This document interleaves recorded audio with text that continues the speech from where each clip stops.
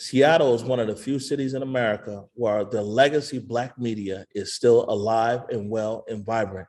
And that it is. With all the controversy over the African American Museum located near Jimi Hendrix Park, newer and younger residents are left to scramble for information when it comes to the history of the city's long-standing Black community.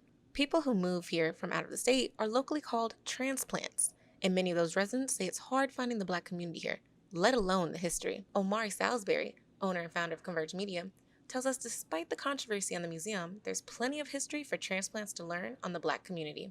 Many moons ago, it was a musician, got on a Greyhound bus, came to Seattle because he heard that Seattle was happening. It was jumping, you know what I'm saying?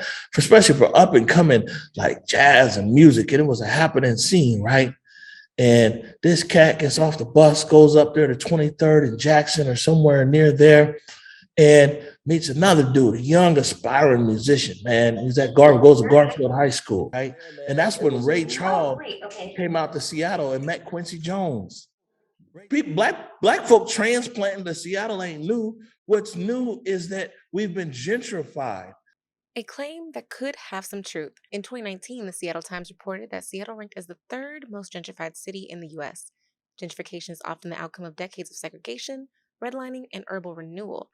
In fact, the University of Washington reports the average price of a home increased by 47% between 2000 and 2013. Within those same years, racial demographics changed. The largest decrease was seen within the Hispanic population, which decreased by 14.3%.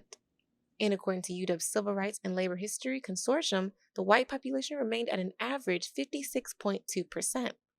Omari told me that despite the gentrification, there is an active conspiracy to erase Black history. The history of Seattle's activism can be traced back to the Black Panthers.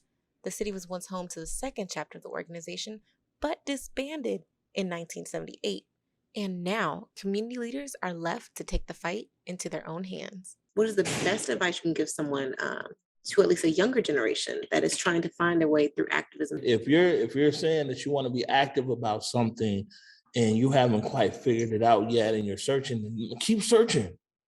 Because you know what, for you to make a difference, for you to make a real difference and a sustainable difference, it's going to take you being passionate. And you can't be passionate about any kind of topic or subject that you're kind of finding your way through a little bit. I'm kind of into or whatever. So if you don't know what it is yet, it's fine. That just means you haven't found it. Because when you find it, man, it's going to push you day and night and day. Alexiz Young reporting.